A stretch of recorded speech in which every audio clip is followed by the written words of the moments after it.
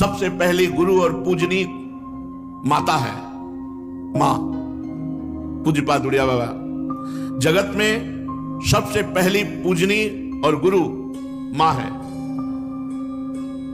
जो अपनी माता की सेवा नहीं करता वो कभी मातृ ऋण से उऋण ही नहीं हो सकता। मातृ ऋण सबसे बड़ा। महापुरुषों ने भी अपनी मां को विनय के द्वारा ही रिझाया है। जब चैतन्य महाप्रभु की मां सची सामने, तो महाप्रभु कहते, मां मैं अगर अपने शरीर की चमड़ी उतारूं और आपकी पादुका बनाऊं तो भी मैं उऋण नहीं हो सकता, पर मां श्री कृष्ण का आदेश है जगत मंगल के लिए, इसलिए मुझे संन्यास वेश में आपसे दूर रहना पड़ेगा।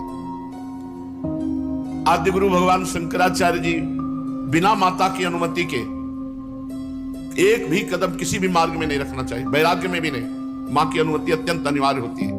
तो आद्य गुरु भगवान शंकराचार्य जी ने मां से कहा, मैं संन्यास ले लूं मां?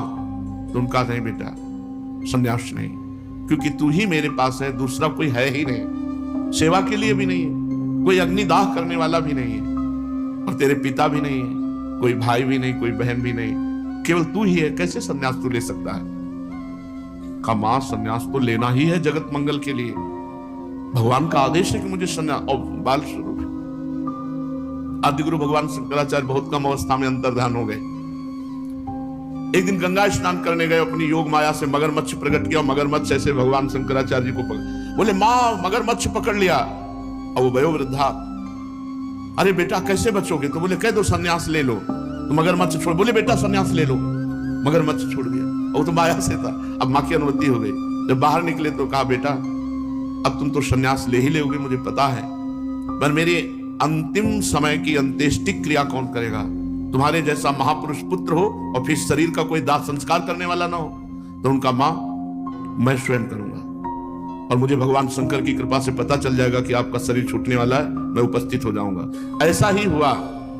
अंतिम समय अपने शिष्य को दंड दे करके, अपना संन्यास दंड दे करके, और पूरी अंत्येष्टि क्रिया मां की भगवान शंकराचार्य जी ने की। मां से बढ़कर के कोई भी सबसे पहली जगत में पूजनीय और श्रेष्ठ गुरु मां है। इसलिए उन दुर्बुद्धि, उन दुराचारी, उन नरकगामी पुरुषों की क्या बात करें जो अपने मां के ऊपर हाथ उठा देते हैं, जो अपने मां को कटुवचन कहते हैं। मां जैसा 9 महीने गर्भ में रखा, इसके बाद हमारा कितने वर्षों तक मलमूत्र फेंकती रही, अपने रक्त को दूध बनाकर हमें पिलाकर पोषण करती रही। उस मां का जब सेवा करने का अवसर आता है, अनाथ आश्रम भेजा।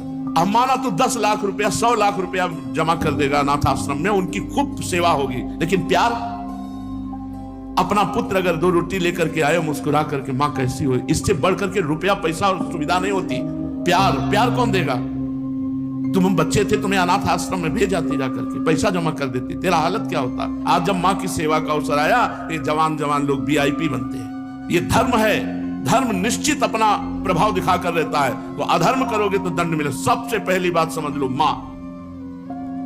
जिसके मां हो, और कोई देवी देवता पूजने की जरूरत नहीं, पूजो तो तुम्हारे भाग्य की बात है, लेकिन सबसे बड़ी देवी मां है, सबसे बड़ी पूजा मां है।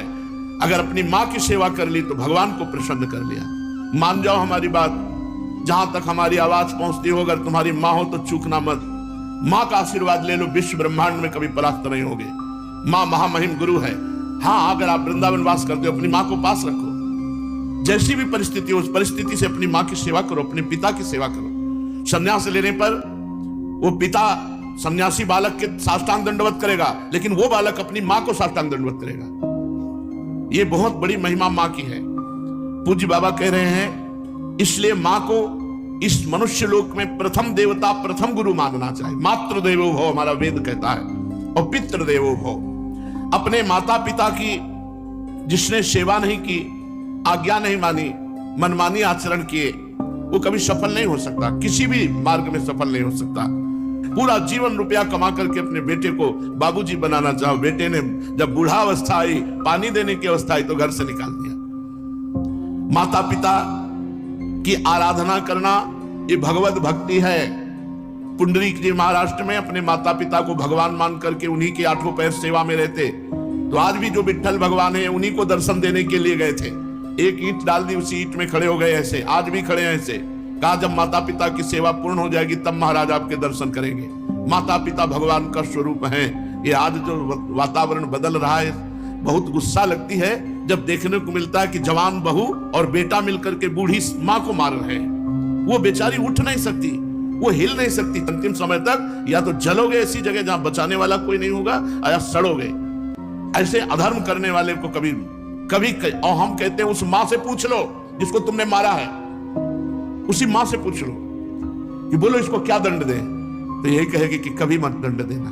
वो पिटते हुए भी यही कहेगी कि तू सुरक्षित रहे, तू सुरक्षित रहे। एक मां को मारा तो दूसरे भाई ने रिपोर्ट कर दी, पुलिस आई, मां से पूछ रही तुम्हें मारा? नहीं मारा नहीं, बातचीत हो रही थी, ऐसे धक्का लग गया। धक्का दिया? नहीं, हमारा धक्का उसको लग गया। छोटा लड़का कह रहा है कि इतना जोर से डंडों से मारा, इसके शरीर को देख लो कितने डंडे पड़े। चुप। मां का स्वरूप क्या होता है, समझो क्या स्वरूप होता है। पीट के अपमानित होकर भी अपने बेटे को अपमानित और पीटने की इच्छा नहीं है। ऐसी वात्सल्यमयी मां को, ऐसे पिता को जो मेहनत करके कमाते अपने बच्चे का पोषण किया और वो जवान हुए डंडों से मारते हैं घर के बाहर। अरे राधा राधा, ऐसे दृश्य देखने को मिलते हैं ना। ये खा खा करके सब जवान हुए हो और अब माता पिता की सेवा का अवसर आया तो मुंह चुराए घूमते हो। मुंह चुराने का समय नहीं है, अपने कर्ज उतारने का समय है, ऋण उतारने का समय है। अब माता पिता की सेवा कर लो, मातृ ऋण पितृ ऋण से उऋण हो जाओगे।